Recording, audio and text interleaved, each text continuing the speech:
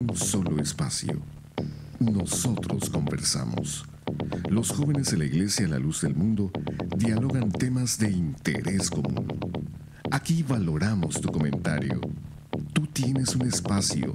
Te dejamos la verdad a la luz de las Escrituras. Nosotros conversamos.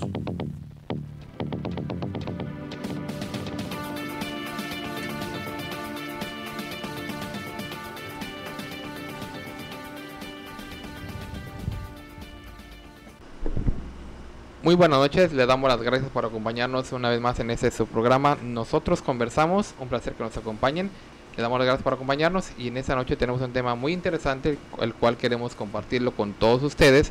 Para eso tenemos un panel muy completo al cual me da un gusto presentarlo, y para eso nos acompaña también primeramente un ministro de la iglesia que nos acompaña aquí, nuestro hermano Guillermo, al cual le damos la bienvenida. Hermano, la paz del Señor. La paz del Señor, hermano César, y bueno, a todos mis hermanos, la paz de Dios, como también muy buenas noches a todos los queridos radioescuchas que hoy nos acompañan en esta noche y que, bueno, dedican un tiempo muy importante para escuchar temas de mucha importancia, hermano César, en los cuales, bueno, estaremos platicando con todos los hermanos panelistas por aquí. Dios le pague. También le queremos dar la bienvenida a nuestro compañero Mario, que está con nosotros. Adelante. Padre del Señor, hermanos, y también a mis amigos radioescuchas que están ustedes en esta noche sintonizándonos. Y este es un tema muy interesante, es un tema muy importante que ustedes deben saber. Y estamos al conocimiento de las Sagradas Escrituras y tenemos mucho trabajo en que vamos a platicar esta noche. Así es. También nos acompaña nuestro hermano Tello. Bienvenido, hermano.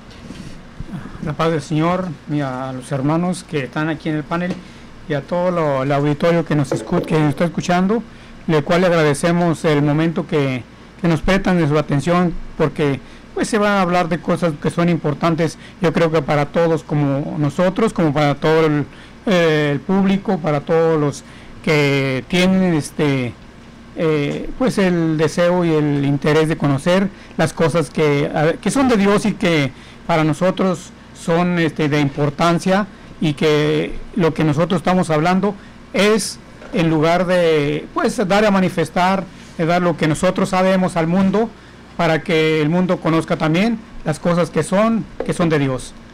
Así es. También le queremos dar la bienvenida a nuestro hermano Germán, que está con nosotros. La paz del Señor, buenas noches a todos los radioescuchas. Damos gracias a Dios por esta oportunidad que nos brinda nuevamente, ¿verdad?, de reunirnos, discutiendo un tema, conversando un tema, ¿verdad?, pues que es interesante, donde ojalá las personas que nos escuchen, nuestros hermanos católicos, nuestros amigos católicos, pues tengan, como lo he dicho antes, una mente amplia. El deseo nuestro es invitar a la reflexión, a la plática, y pues si nos honraran con sus comentarios, con sus preguntas, nos daría mucho gusto también saber de ellos. Así es. Y también nuestro hermano Luis nos acompaña. Bienvenido. La paz del Señor, hermanos, y muy buenas noches a nuestros queridos radioescuchas. Así como dicen mis compañeros, hoy en esta noche tenemos un tema muy importante y esperamos que tomen un poquito de su tiempo para escuchar y oigan ustedes este tema tan importante. La cuestión de nosotros no es ofender a nadie, sino hablar la verdad. Gracias, César.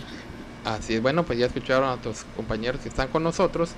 Vamos a platicar el día de hoy acerca de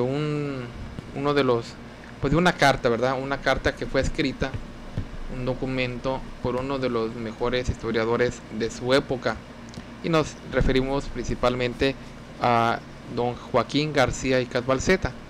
Bueno, ¿y por qué vamos a hablar de ese tema y de qué se trata su carta? En breve les vamos a comentar, para más adelante también dar datos de quién fue esta persona de la que estamos hablando. Joaquín García Balceta es un historiador de origen católico, que toda su vida nació, creció y vivió toda su vida dentro del catolicismo, creyendo en la religión católica. Pero hubo algo, al ser el historiador, se puso a revisar pues muchos aspectos pues de la historia en general. Entre ellos se dio cuenta que lo que se cuenta como una aparición divina en la tilma de Juan Diego, que ya hemos platicado en otras ocasiones, que se celebra principalmente en el mes de diciembre, donde ese acontecimiento pues da pues cita a miles de personas en la Basílica de Guadalupe con la finalidad de rendir culto y idolatría a esta imagen, que repito, dicen ellos, se le apareció milagrosamente en 1531.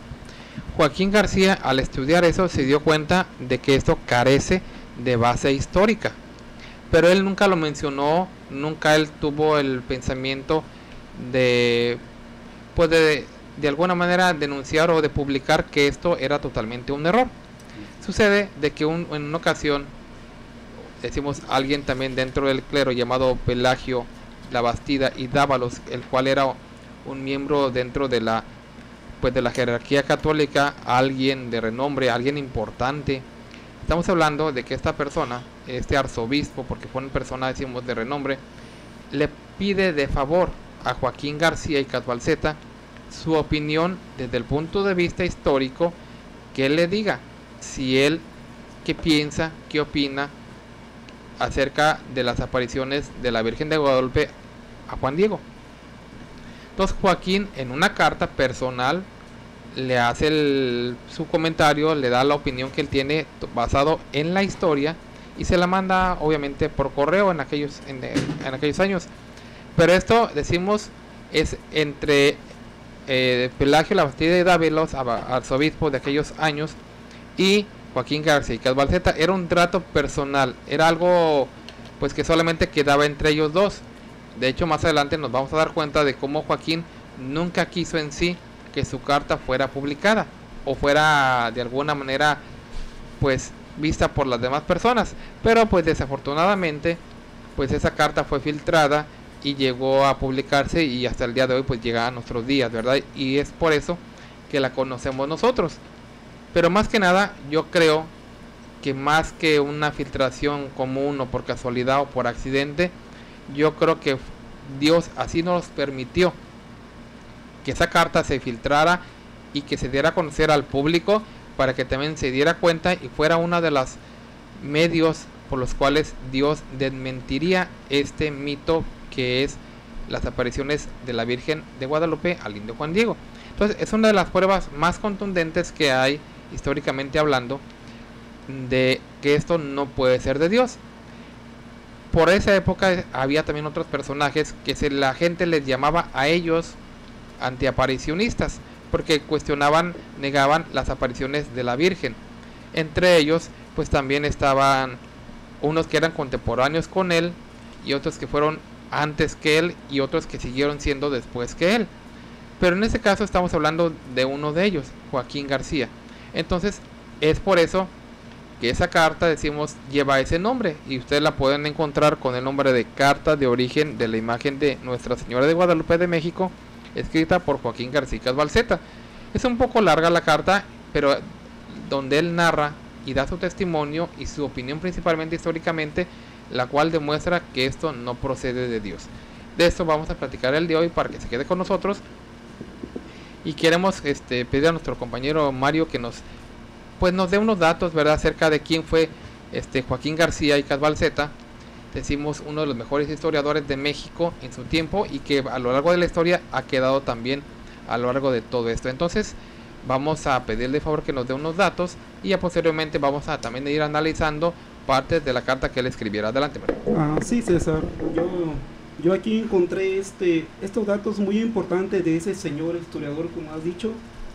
Es un historiador, el señor se llama Joaquín García Cadvalzeta. Nació en la Ciudad de México el 21 de agosto de 1825 y fue un historiador, escritor, filólogo y biógrafo, escritor de mexicano. Fue miembro de la Academia Mexicana de la Lengua, y algo me interesó que estaba leyendo de él más adelante, César, que dice, y mis compañeros aquí que me acompañan, dice más abajo, dice, cuando en 1836 en España reconoce la independencia de México, Joaquín García regresó al país y conoció a Lucas, el alemán, posteriormente dedicado como fan al estudio a las lenguas indígenas y la historia de México. Él fue como que se enfocó mucho a los indígenas, a la lengua indígena, César? Sí, algo que también quisiera apuntar, de acuerdo a lo que nuestro compañero decía, es de que Joaquín García y Casbalceta es un historiador muy reconocido en México en su tiempo. No es, digamos, es una persona que desconozca este tipo de trabajos, ¿verdad? En 1875 fue miembro fundador de la Academia Mexicana de la Lengua, ¿verdad? Es la academia que se encarga digamos, de corregir y establecer lo que es el lenguaje que normalmente se habla en América Latina, ¿verdad? Él fue miembro y fundador de esta academia. Él toma posesión de esta administración de la Academia Mexicana de la Lengua el 25 de septiembre de 1865. También fue secretario de esa misma institución, ¿verdad? Y lo que yo quisiera también hablar acerca de sus trabajos, porque es importante que conozcamos quién es el que realiza esta carta, quién es el que la escribe. Como ya bien lo decía César, algo que queremos dejar muy claro es que Joaquín García y Casbalceta no escribe esta carta propiamente para desmentir por él mismo este acontecimiento, ¿verdad? Él, a petición del arzobispo que en ese tiempo estaba en México, bueno, por petición de él, ¿verdad?, de que abarcara este hecho meramente histórico, es que Joaquín García dispone un tiempo para explicar, de acuerdo a los hechos y documentos históricos de la época, si esto verdaderamente había ocurrido. Estamos hablando de la aparición de Juan Diego, ¿verdad? Y también, pues, como hemos dicho, ciertamente Joaquín García era un hombre de mucha letra, de mucho conocimiento. Como ya lo he mencionado, fue un escritor, historiador, como usted lo estaba mencionando, hermanos. Son cosas que, digamos, títulos que este hombre tenía, porque era un estudioso, ¿verdad? Este hombre, Joaquín García Casbalceta, pues entonces, a petición del arzobispo de México, empieza a hacer esta carta en donde explica, ¿verdad?, tal y como él encuentra históricamente, digamos, o más bien no encuentra históricamente ningún documento que avale dicha aparición. Esto es importante porque muchas veces se piensa que, como lo decía César, se piensa que tal vez esta persona pues era un no creyente católico, o era alguien que estuviera en contra del catolicismo. No, queremos dejar bien establecido que Joaquín García Casbalceta era católico de hueso colorado, ¿verdad? Por como se dice coloquialmente por ahí, ¿verdad? Tenía sus creencias muy firmes en el catolicismo, con mucho respeto, pero en esta carta da todos los puntos históricos acerca de esta supuesta aparición, porque él mismo la llama de esta manera porque no encuentra documentos oficiales que puedan avalar dicha aparición. Hablamos de la aparición de la guadalupana en México. Así es, mi hermano. Yo quisiera preguntarle a nuestro hermano que hoy nos acompaña, nuestro hermano ministro, que nos diera su opinión, porque a mí se me hace un poco sospechoso que, siendo él un arzobispo de la Iglesia Católica, una persona de renombre llamado Pelagio Labastida y Dávalos, como él, siendo un arzobispo, siendo él el que de alguna manera instruía a las demás personas, ¿por qué, siendo él una persona de renombre, le pide a otra persona su opinión para que le dé lo que él pensaba acerca de las... No se hace como un poco sospechoso decir, bueno, ¿por qué el que debería enseñar, o en este caso nos hace pensar como no estaría seguro él de que esto era cierto? Sí, pero hermano César, así como usted lo menciona, notamos que hay esta inseguridad, hay esta duda en la respuesta que esta persona estaba mencionando, donde encontramos que este tal Pelayo pues sabe y estaba seguro que no tenía la verdad, así que sus mismas palabras pues prácticamente lo hicieron confesar, ¿verdad? Porque es como medio, yo digo sospechoso, porque si yo soy tan seguro de que este acontecimiento pasó por obra divina, no tendría yo ni por qué cuestionarlo, ni por qué pedir segunda opinión. Sí, así como usted lo menciona y como dice la palabra del Señor, sea nuestro hablar sí, sí o no, no. Así que esta persona, él sabía, y como lo saben muchos dirigentes de la iglesia mayoritaria, las falsedades o la doctrina de error que predican, y bueno, al final de cuentas, este tal Pelayo se demostró la inseguridad en algo que es prácticamente una fábula, ¿no? Un cuento. Bueno, entonces esto nos da pie a todo esto, pero vamos a continuar ya con nuestro tema. Y es que también acordémonos que en ese tiempo hubo un contemporáneo del arzobispo Antonio de la Bastida que se llamó José Luis Camacho. Este José Luis Camacho era un sacerdote que se opuso a pues a las apariciones y perdió su investidura como sacerdote en aquellos tiempos, pero él, a causa de conciencia, se opuso a más de como eclesiástico que era, pues en su conciencia humana, y no quiso aportar o aprobar algo del que él mismo no era creyente, es decir, de la famosa aparición, especificamos aquí, del fenómeno, ¿verdad?, de la leyenda de la aparición de Guadalupe al indio Juan Diego, porque si bien no podemos negar que ya, por ejemplo, en España, como se ha mencionado en otros programas, sí existía la advocación a Guadalupe.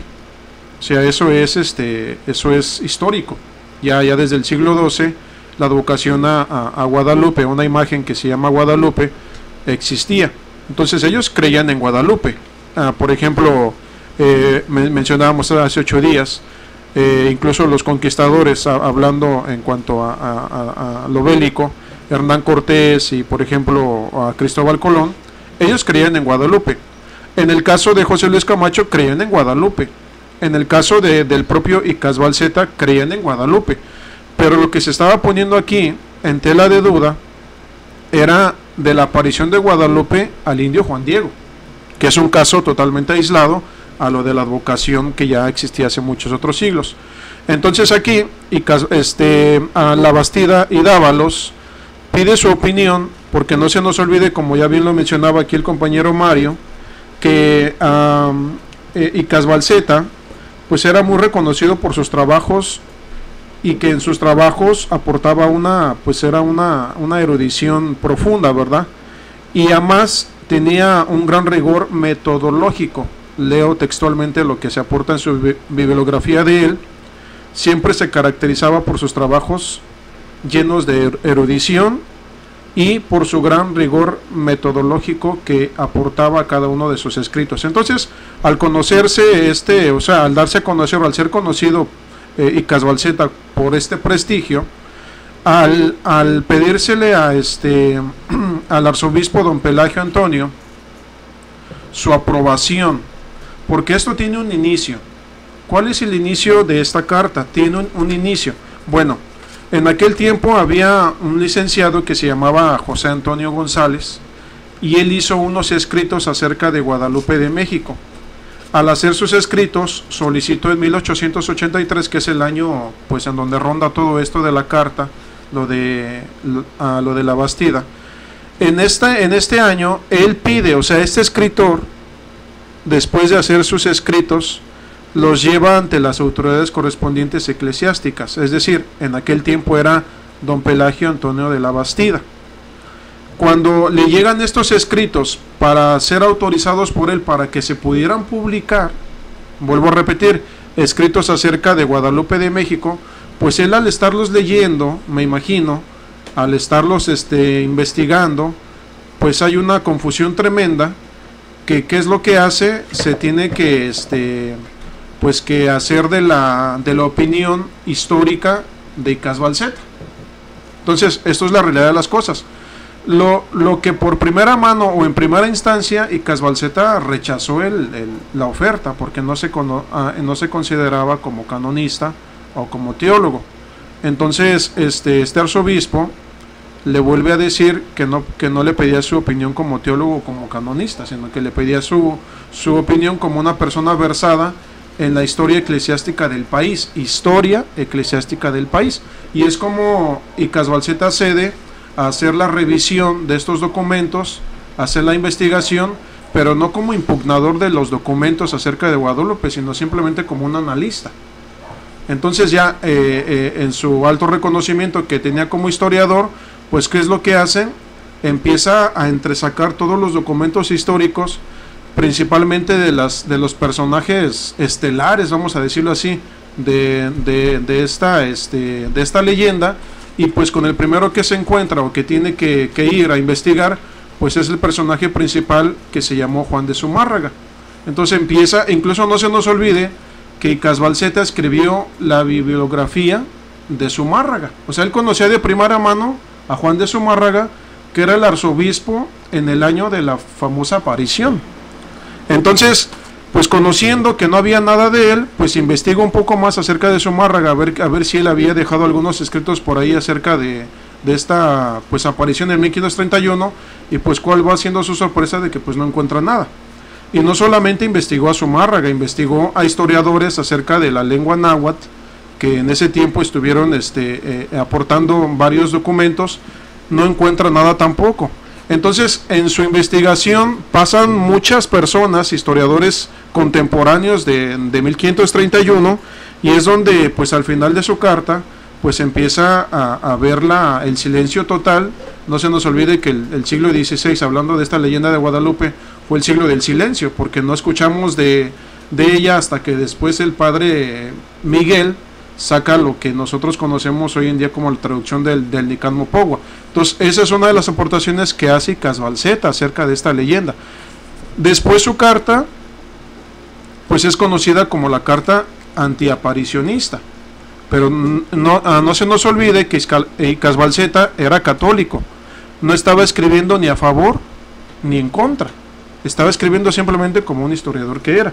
Entonces o sea, acerca de eso es el eje central del tema, de que una persona versada, una persona católica, una persona que pertenecía, como lo decía aquí el compañero Mario, a una academia muy importante de la lengua española, pues bueno, la más importante, pues da este tipo de aportaciones después de una profunda investigación, y pues todo el mundo en aquel tiempo, los apologistas y los aparicionistas, pues se le dejan ir, y es ahí donde empieza pues esta historia que está documentada, por demás decirlo así, para todos aquellos que pues siguen esto de la Guadalupe, de guadalupana, pues se den una idea de que hay personas mismos en el interior del seno católico que se han encargado de investigar este fenómeno guadalupano y que han encontrado que no es verdad. Sí, verdad, precisamente lo que llama la atención a mí, verdad, en lo particular, que el tema que estamos abordando y de la carta que estamos citando, pues hacer ver a los radioescuchas que no es de alguien ajeno a ellos, sino que estamos hablando de nombres de personas ilustres católicas que se dedicaban, verdad, al estudio de la historia y que dan testimonio de lo que ellos pudieron encontrar, como lo decía, de una manera profesional, de una manera seria, no solamente aventar datos, verdad, sin ningún fundamento, y que en las cosas que ellos encuentran y que ellos citan, mencionan también pues cardenales, mencionan también personas que son de alto rango dentro de la Iglesia Católica, porque a veces les decimos a las personas católicas, pero esos, dicen ellos, son sus puntos de vista de ustedes, pero el tema que vamos a abordar, que estamos abordando, ni son nuestros puntos de vista, ni es lo que nosotros decimos, la misma historia de ellos mismos, ¿verdad? Y pues es muy interesante los puntos que ojalá pues podamos comenzar a abordar, ¿verdad?, en cada uno de ellos. Bueno, me gustaría, si me permite dar tiempo, porque ya vamos a llegar al primer corte. En el punto número 12 se me hace muy interesante. Dice que el primer testigo presencial, que debería de haber sido, ¿verdad?, quien fue el que según la historia pues suscitó este evento, que es el señor Zumárraga, que se le atribuye, ¿verdad?, ser el primer pues que presenció ocularmente este milagro, o que se le asume este milagro. Pero vemos que en sus escritos, en sus trabajos, en sus obras, no hacen la mínima alusión a este acontecimiento. Si fue una de las personas que primeramente vieron este milagro, ¿cómo es posible que en el trabajo que él hizo en esos tiempos, en ese año, en esa fecha, no hace la mínima mención al evento? Y en los escritos, fíjate, por el contrario, si hay un escrito que se me hace muy interesante, ¿verdad? Lo que dice, que él lo imprime, es el señor Zumárraga, que dice en la regla cristiana de 1547, estamos hablando, ¿verdad?, en esa misma fecha cuando supuestamente se apareció, dice en el escrito, y lo cito, que si no es suya, dice, aclara, pues sí lo imprimió él, dice, se encuentran estas significativas palabras que los imprimió en ese año 1547 como regla cristiana. Ya no quiere el Redentor del mundo que se hagan milagros, porque no son menester, pues está nuestra santa fe, tan fundada por tantos milagros, por tantos millares de milagros, como tenemos en el Testamento Viejo y Nuevo. ¿Qué es lo que él está diciendo? ¿Qué es lo que él está diciendo? No solamente no está diciendo que se apareció, sino que dice que no hay necesidad de tal cosa, ¿verdad? No hay alusión en sus trabajos, en sus obras, o en sus sermones, o en sus cartas, mínima mención acerca de la guadalupana, o del nombre de la guadalupana en ese mismo índole. Pues es un dato interesante que ojalá pues que las personas que nos escuchan católicos les quede pues asentado que no somos nosotros, es la historia de este historiador, ¿verdad?, católico que es. O sea que de lo que estás leyendo, Germán, acerca de Zumárraga, es que lejos de proponer la leyenda, estaba impugnando más bien este tipo de milagros, ¿no? Sí, además que eso, si yo, una persona común y corriente, no digamos una persona ilustrada o alguien que va a ganar algo con eso, mira un evento tan maravilloso como el que proclaman que sucedió, yo creo que no descansaría de promulgarlo por todas partes y de hacer no solo un escrito, sino constar, sería el evento más trascendental de toda su vida. Pero ¿por qué no escribe nada? Porque no aconteció nada. Y es en que, esa fecha no hay mención alguna a ese evento. Y es que acerca de lo que estamos hablando, acerca de lo que es la carta de Joaquín García Escalbalceta, es uno de sus comentarios muy importantes que Joaquín García hace acerca de este hecho. Y yo quisiera leerlo en las palabras textuales que Joaquín García Escalbalceta menciona acerca de este hecho y del conocimiento que debería de haber tenido sobre este tan grandioso acto o tan grandiosa maravilla el mismo Fray Servando Zumárraga. Dice él en uno de sus digamos en uno de sus razonamientos que escribe, ¿verdad?, en esta carta, dice: el primer testigo de la aparición, dice él mismo, razonando, debería de ser el excelentísimo señor Zumárraga, a quien se atribuye papel tan principal en el suceso y en las subsecuentes colocaciones y traslaciones de la imagen. Pero en los muchos escritos suyos que conocemos no hay la más ligera alusión al hecho o a las ermitas, ni siquiera se encuentra una sola vez el nombre de Guadalupe. Tenemos Joaquín García Escalbalceta como historiador dice tenemos sus libros de doctrina, hablando de los libros de Zumárraga, dice pareceres y una exhortación pastoral, 2 testamentos y una información acerca de sus buenas obras. Dice, ciertamente que no conocemos todo cuanto salió de la pluma de Zumárraga, ni es racional exigir tanto, pero si absolutamente nada dijo en lo mucho que tenemos, dice, es suposición gratuita afirmar que en otro papel cualquiera de los que aún no se hallan, hubiera referido del suceso. Dice, si el señor Zumárraga hubiera sido testigo favorecido de tan grande prodigio, no se habría contentado con escribirlo en un solo papel, sino que le hubiera proclamado por todas partes y señaladamente en España, a donde pasó el año siguiente. Dice, él habría promovido el culto con todas sus fuerzas, pero hace estos comentarios porque verdaderamente no había ningún documento de Zumárraga, que era el principal actor, digámoslo así, o el principal testigo, después de que, según redacta el Nicán Mopúa, que el primer testigo pues es Juan Diego, ¿verdad? El segundo que podría dar, que era la autoridad competente religiosa, la máxima autoridad en México en aquel tiempo, Fray Juan de Zumárraga, él debería de ser el siguiente con su opinión, digamos, más valiosa por ser la autoridad eclesiástica que existía en ese tiempo. Además de que a él es al que supuestamente le muestra la prueba, la prueba que la supuesta aparición le daba a Juan Diego. Entonces es cierto, el razonamiento que escribe aquí Escalbalceta de que Zumárraga debería de ser el primer testigo, no lo es. ¿verdad? Pero de esto vamos a seguir platicando en un momentito más, porque ya se llega el tiempo del intermedio de nuestro programa, y regresamos en un momento. En el 900 de AM estamos presentando Nosotros Conversamos. Por favor, no le cambie.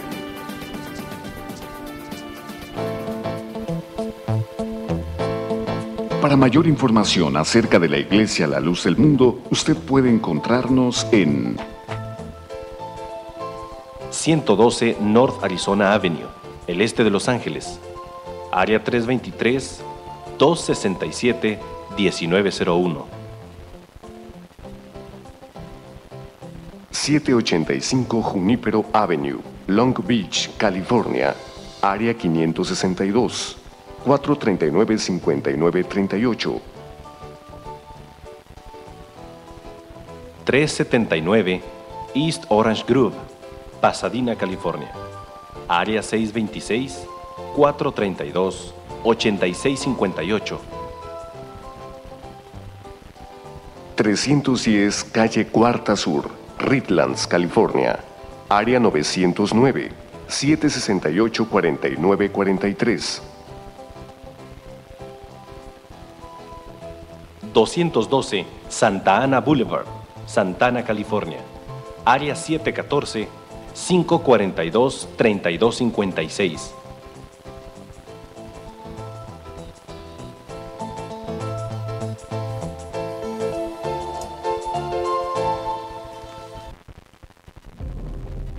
'Para ayudar a difundir el contenido de nuestro programa Nosotros Conversamos en el 900 de AM Radio Cali, es indispensable su ayuda a través de donaciones. Colabore a través de los siguientes números de cuenta: 5638-55-2892 de Wells Fargo.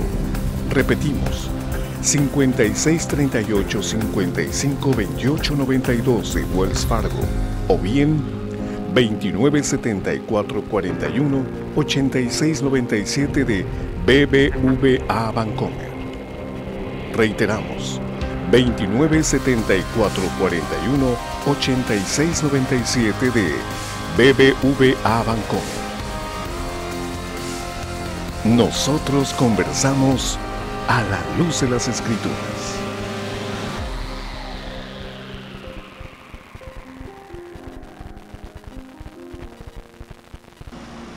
Bueno, pues ya regresamos a su programa Nosotros Conversamos y los seguimos invitando, ¿verdad?, a que nos acompañen, y les volvemos a agradecer su muy amable compañía, tanto a nuestros hermanos, ¿verdad?, que nos acompañan por internet, por la radio, y a todo el público en general. Y bueno, estamos hablando de la carta de Joaquín García Escalvalceta, un documento en el cual el historiador, ¿verdad?, mencionado, habla acerca de estos sucesos, ¿verdad?, que él describe de acuerdo a los documentos históricos de los propios actores de todo este evento, ¿verdad? Como ya lo habíamos mencionado, a petición del arzobispo de México, en aquel tiempo, de Joaquín García Escalvalceta, Joaquín García Escalvalceta empieza a hacer una crónica acerca de la veracidad de la aparición, y uno de los comentarios que estamos analizando es las palabras de Joaquín García Escalvalceta en su propio razonamiento de acuerdo a esos documentos. Ya les leíamos ahorita, ¿verdad? Él mismo decía: el primer testigo de la aparición debería ser el excelentísimo Fray Juan de Zumárraga, a quien se le atribuye el papel tan principal de este suceso. Y más adelante él dice, ¿verdad?, si el señor Zumárraga hubiera sido testigo favorecido de tan grande prodigio, no se habría contentado con escribirlo en un solo papel, sino que le habría proclamado por todas partes y señaladamente en España, cosa que no ocurrió, ¿verdad?, a donde pasó el año siguiente. Habría promovido el culto con todas sus fuerzas, aplicándole una parte de las rentas que expendía con tanta liberalidad. Alguna manda o recuerdo dejaría al santuario en su testamento. Algo dirían los testigos de la información que se hizo acerca, ¿verdad?, de sus buenas obras, en la elocuente exhortación, ¿verdad?, que Fray Juan de Zumárraga, explica Escalvalceta, dirige a los religiosos católicos para que acudieran a ayudarle en la conversión de los naturales, venía muy al caso que este hombre hubiera hablado de tan prodigioso acontecimiento, pero no lo hizo. Esto pues debería de haberlo hecho Zumárraga con el motivo de alentar la adoración a esta imagen, ¿verdad? Y pues pero no lo hizo. Entonces estos razonamientos que escribe Joaquín García Escasbalceta en su carta a nosotros nos dan la idea de cómo sucedieron las cosas, porque ya lo estaba mencionando nuestro hermano Germán, ¿verdad? Que si verdaderamente aquí el primer testigo, digamos, de que tenía valor en su voz, pues era Fray Juan de Zumárraga, después del supuesto Juan Diego, ¿verdad? Pero en su carta explica Joaquín García Escasbalceta que siendo este señor, Fray Juan de Zumárraga, el que debería de tener su voz y voto sobre esta aparición, no la tiene. ¿Por qué no la tiene? Este es el punto que quisiera invitar a mis hermanos y al público en general que analicemos. ¿Por qué Fray Juan de Zumárraga en todos sus documentos no deja ninguna explicación de tan grandioso acontecimiento, prodigioso, como lo mismo menciona Escasbalceta? ¿Por qué? Porque simplemente él no fue testigo y documentos históricos muestran que Fray Juan de Zumárraga ni siquiera estaba en el año que supuestamente se le aparece esta Virgen a Juan Diego. Pero de eso vamos a hablar un poquito más. Y no nada más se para Escasbalceta sobre la investigación a Zumárraga y sus escritos ya mencionados anteriormente, sino que se brinca a su sucesor, el siguiente, de Zumárraga. El siguiente, exactamente. Y empieza la investigación de Escasbalceta en el segundo actor principal, es decir, hablando de los arzobispos, que fue el señor Montufar. ¿Qué pasa con la investigación que hace también Escasbalceta a Montufar? Allá que también no hay ningún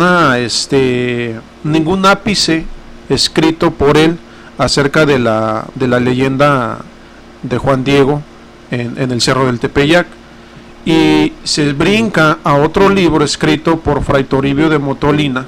Vuelvo a repetir, fray, es decir, era también un eclesiástico en aquellos tiempos, y su libro pues sale a 10 años después de la aparición, es decir, en 1541, titulado Historia de los Indios de Nueva España. Es decir, era un hombre también versado acerca de los acontecimientos y sucesos, puesto que solamente estamos hablando a 10 años de la famosa aparición.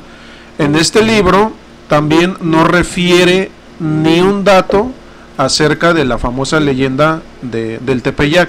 Entonces, la investigación de Escasbalceta va más allá de Zumárraga, o sea, se entremete hasta incluso, como lo mencionábamos al inicio, a los historiadores en la lengua náhuatl, porque pues eran unos personajes importantes también dentro de esto, de los cuales tampoco encuentra nada. Pero lo que sí encuentra es como lo dice él, lo que sí encuentro alusiones, y encuentro que las pruebas que dan los apologistas, es decir, los defensores de esta aparición, es que habían unas cosas que habían oído, es decir, que las habían transmitido oralmente, pero en escrito no existe ningún artículo, nada, no hay nada. Incluso los apologistas contemporáneos, los del siglo XXI, por ejemplo, ustedes, uno de ellos y que es muy famoso, Jesús Hernández Roldán,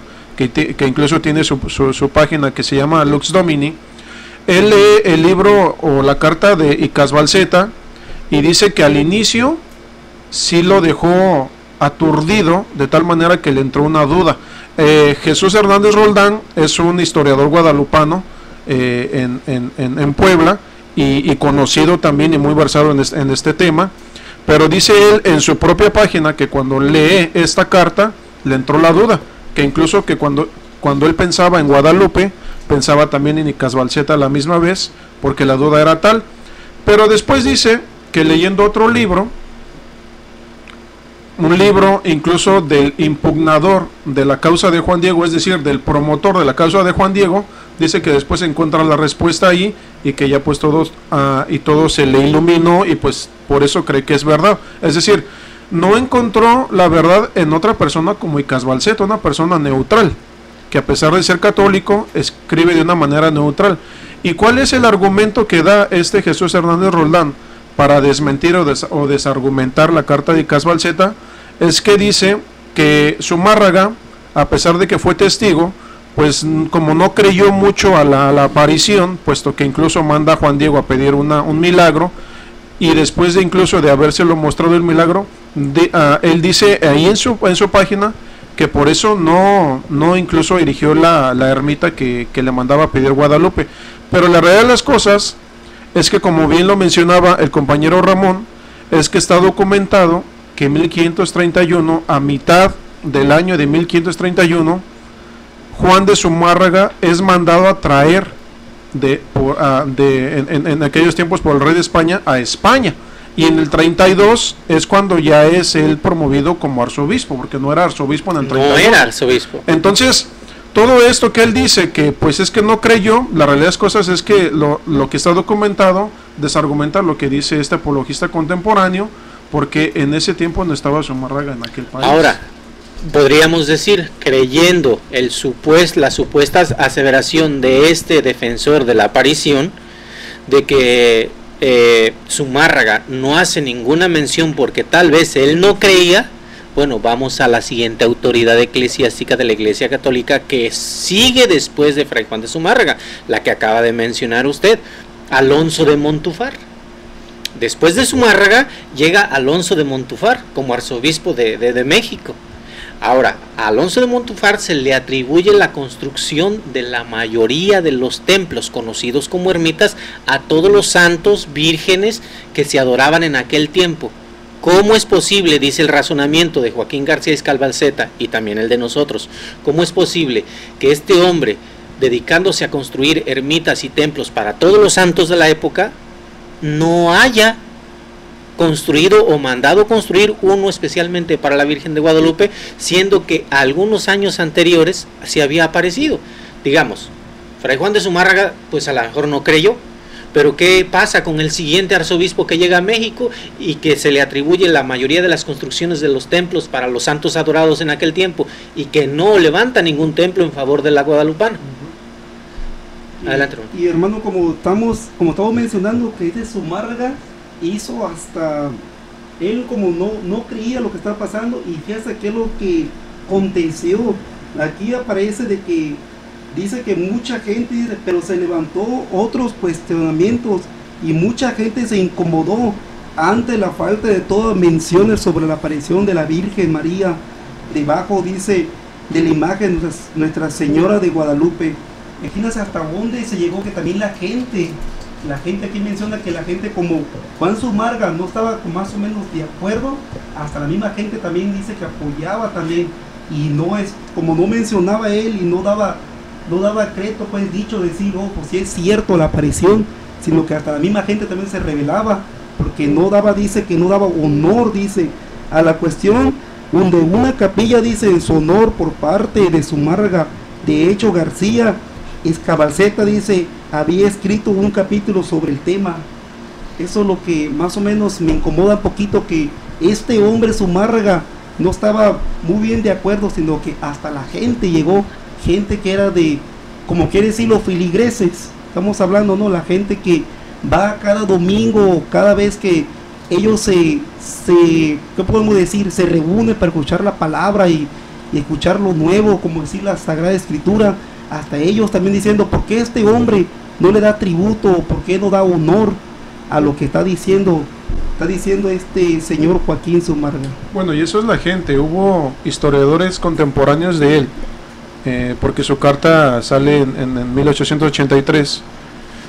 Historiadores contemporáneos de Icaz Balceta, escritores muy importantes, se vuelcan en contra de la carta de Icaz Balceta, a pesar de que era una carta neutral. Volvemos a repetir y queremos dejar en claro esto, porque no se nos olvide que él, en la primera petición que le hace la Bastida, se rehúsa por no considerarse teólogo ni canonista, o sea, es decir, O sea, cuando él hace la carta y la manda y se filtra al público, hubo incluso alguien que le sugirió que la publicara.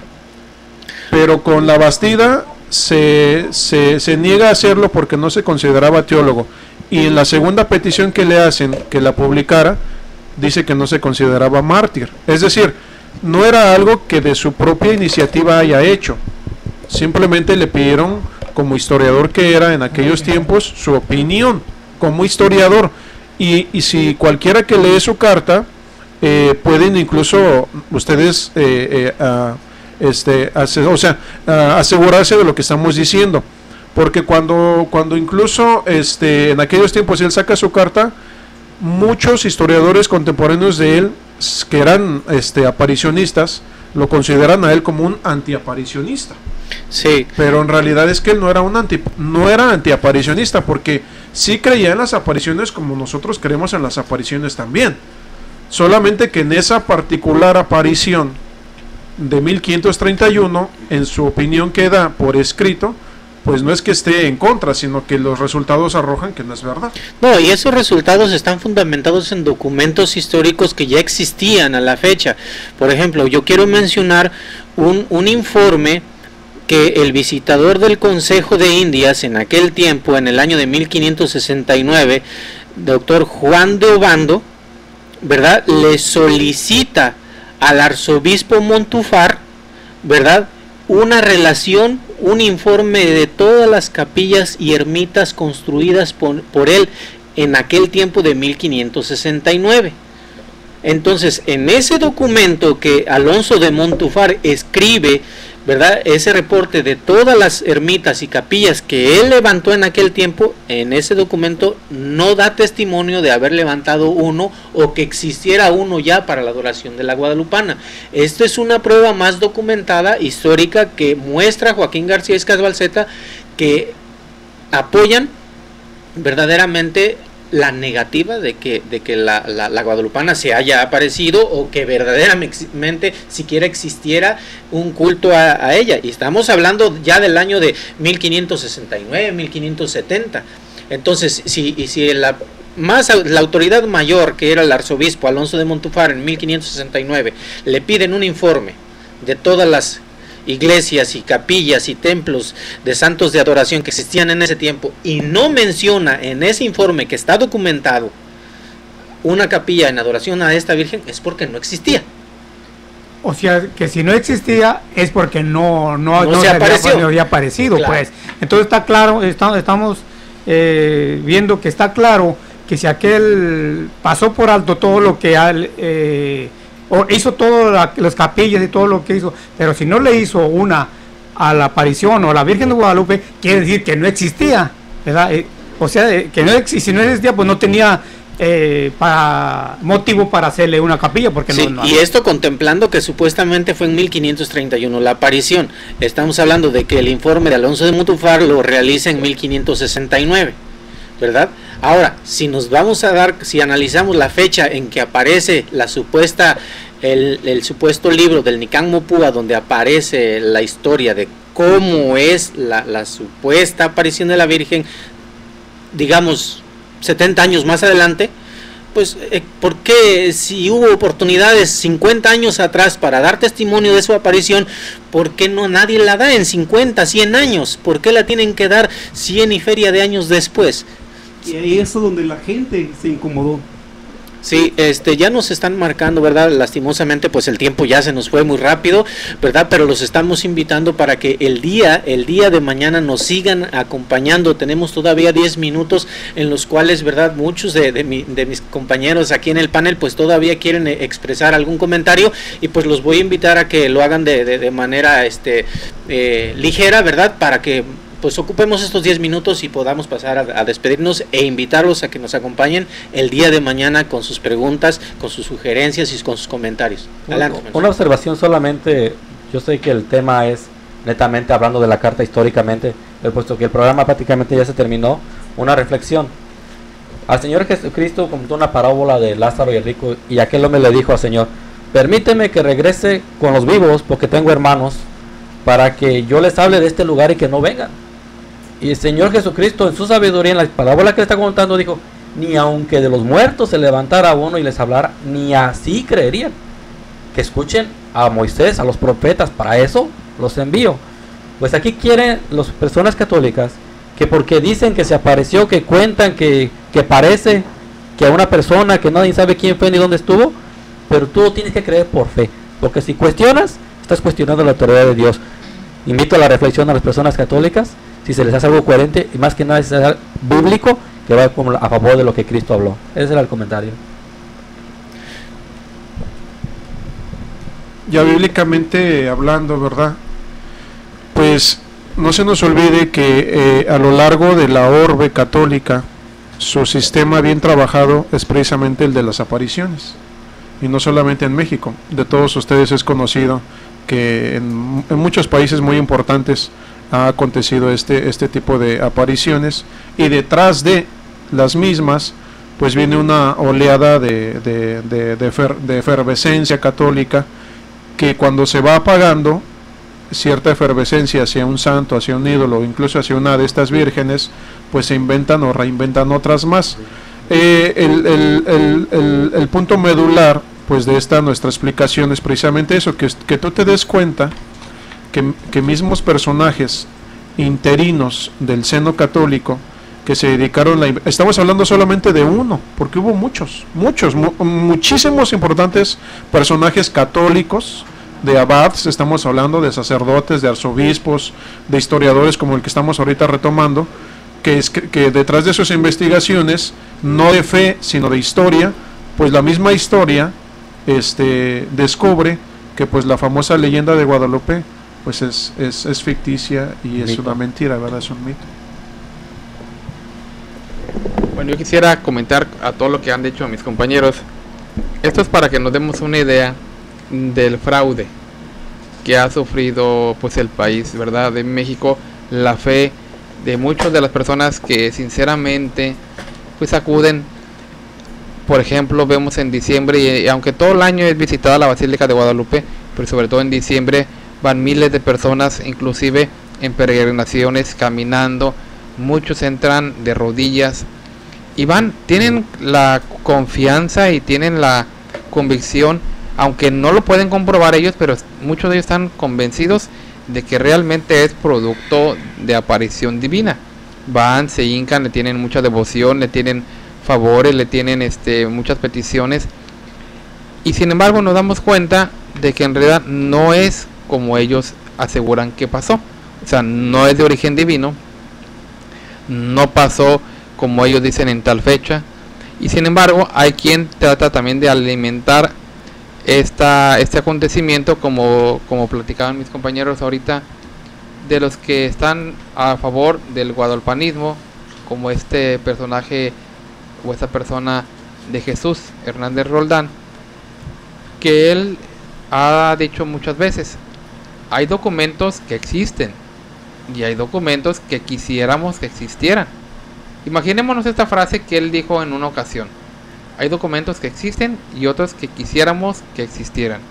¿Por qué lo dijo? Bueno, porque él sabe que este acontecimiento de las apariciones de la Virgen a Juan Diego carece precisamente de esas pruebas, carece de veracidad, carece de autenticidad, y lo único que han hecho es tratar de, pues con lo poco que han rescatado, que es el Nicán Mopúa, pues de ir alimentando la fe de los demás.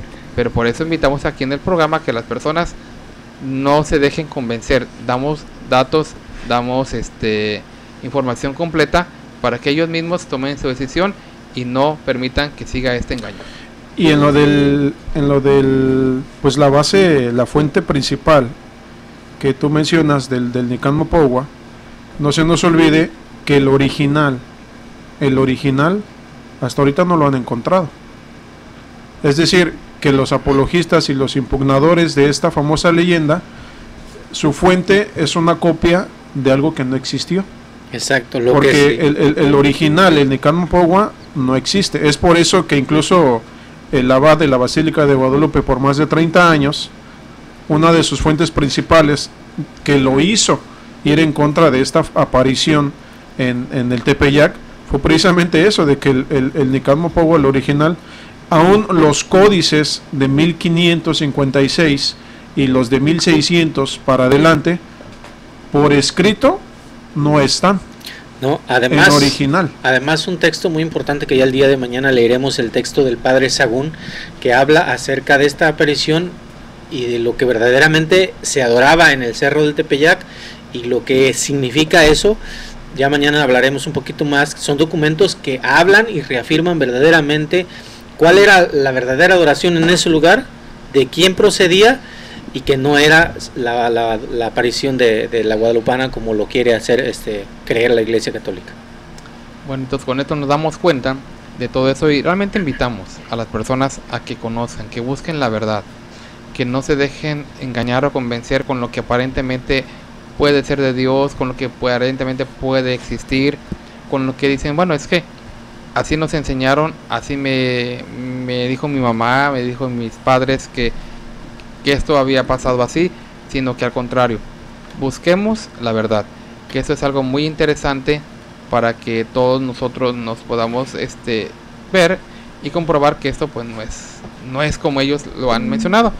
Y pues bien, el tiempo ya se nos está casi terminando.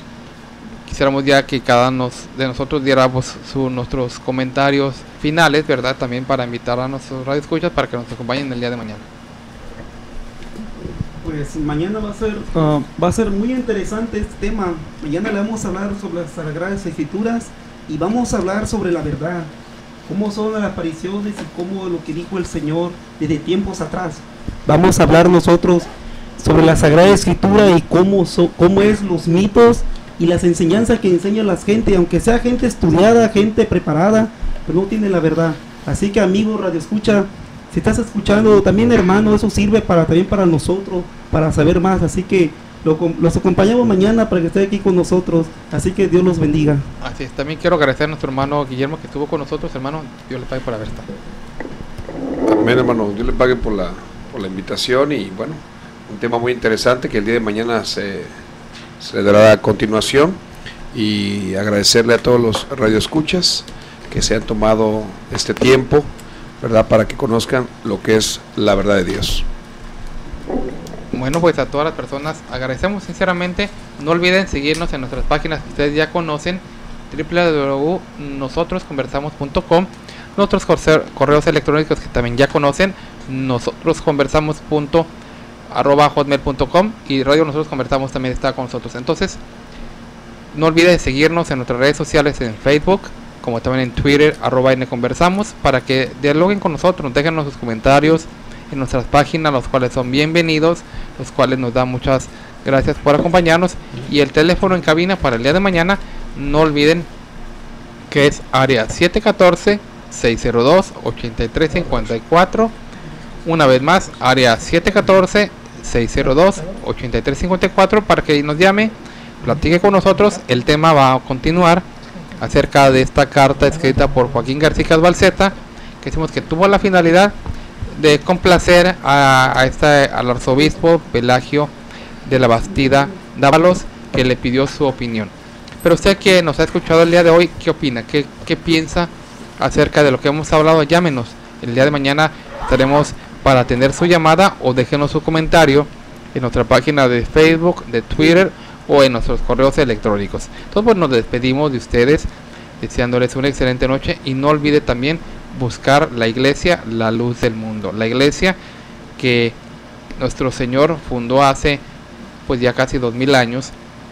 Y pues nos despedimos de ustedes deseándoles una excelente noche, y lo esperamos el día de mañana. Que Dios sea con ustedes. Dios los bendiga.